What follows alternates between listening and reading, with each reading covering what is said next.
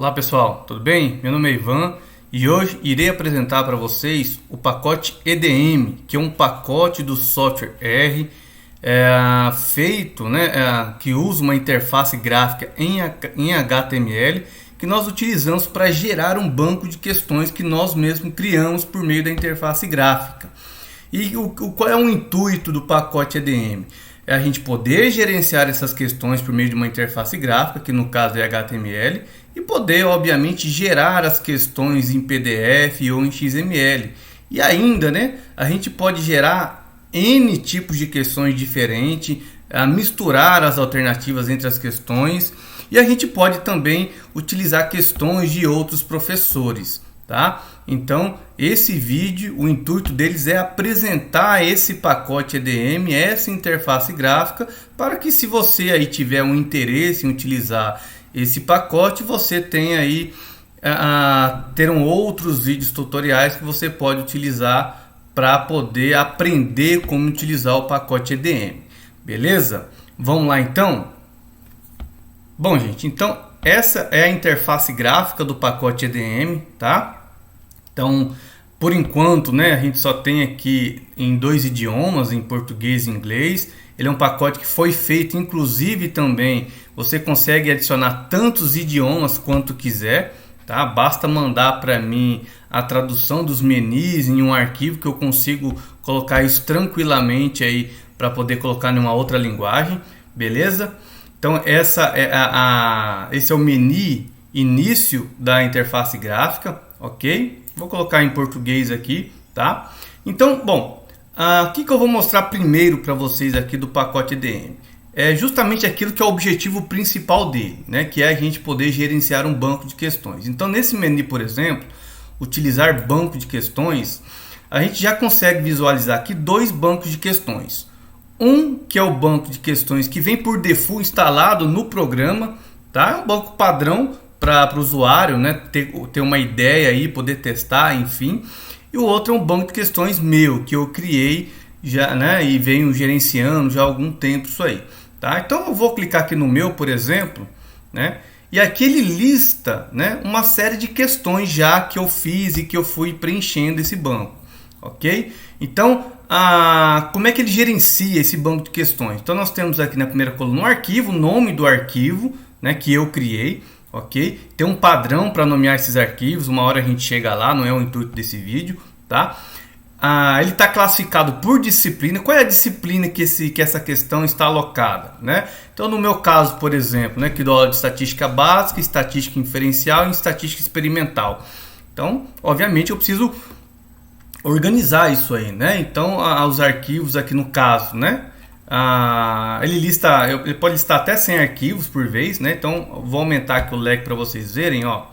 Então você tem estatística básica, Depois mais para frente aqui estatística computacional, experimental, inferencial, etc, Na terceira coluna, qual que é o intuito da terceira coluna? É o assunto. Qual é o assunto dentro daquela disciplina que você está ministrando?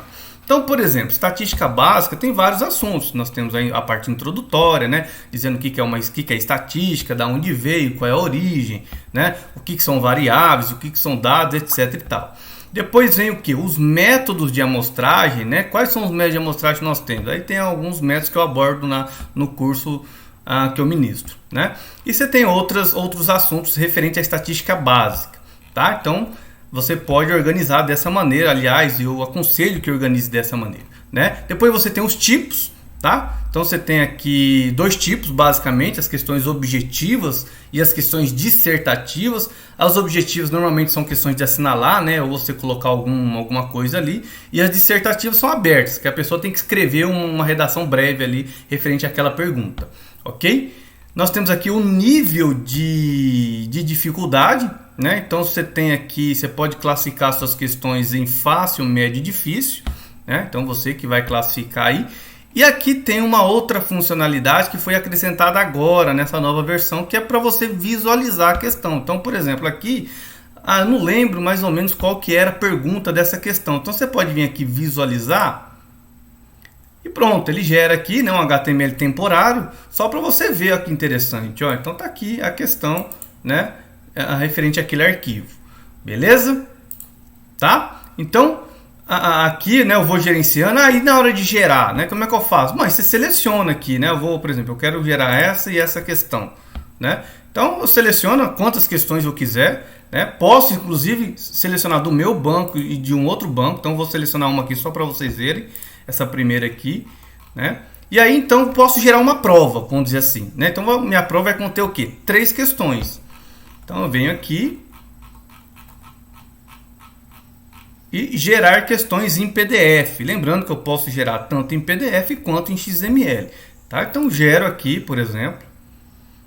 Então gerando as questões em PDF e ele fala para mim, ó, os arquivos foram salvos nessa pasta, nesse caminho aqui, né? Então no meu caso, como eu estou no Linux, né? Ele fala aqui, ó, dentro da pasta Home, Ivan, foi criada uma pasta, ele cria uma pasta chamada EDM, tá? E aí eu vou lá ver os arquivos, ok?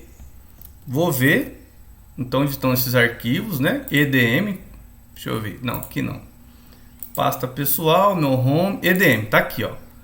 Então tá aqui os PDF gerados. Inclusive ele já gera, né, com gabarito. Por quê? Porque quando a gente programa uma questão utilizando esse pacote meu, você quando está programando a questão, você já tem que colocar qual que é a resposta, tá? Isso facilita, né, na hora de corrigir, no próprio Moodle, quando você gera em XML, por exemplo, né, o aluno já vai ter uma resposta imediata daquela pergunta, então é bem interessante, né? Então ele já gera as questões e já gera o gabarito para você poder conferir, né, na hora de corrigir e facilitar lá a sua vida, tá? Então já tem um cabeçalho padrão que eu mesmo coloquei, tá? Em um futuro próximo eu posso deixar isso aqui a cargo do usuário, mas por enquanto é um padrão mesmo, é assim que vai sair. Aqui é uma folha de rosto, né? Que normalmente quando eu dou a prova para meus alunos, eu falo para eles ficarem com o caderno e só me dá essa folha de rosto com o gabarito. Depois eu vou lá e confiro com o gabarito, né? Então tá aqui, né, Léo? Então essa primeira questão é daquele primeiro banco de questões e tem essas outras duas que é do meu banco de questões. Então é interessante, né, você compartilhar questões com outros colegas da mesma área sua. Você poder utilizar, você utilizar as suas, você multiplica, né, o poder, né, de leque na hora de elaborar uma prova, tá? Então aqui um exemplo, né, gerando a prova em PDF, tá? Então a gente já conheceu, né, a parte principal do aplicativo, tranquilo? Então agora eu vou mostrar os outros menus que eu fui criando para auxiliar aí o usuário. Isso foi sendo criado ao longo do tempo, né? Então a gente tem, por exemplo, aqui para você criar o seu próprio banco de questões. Então para aqueles que querem usar o pacote, a primeira coisa a ser feita é criar um banco de questões, tá? Então tá aqui a gente criando, tá? Vai ter vídeos específicos só para isso, tá? Então você pode tanto criar quanto remover um banco de questões.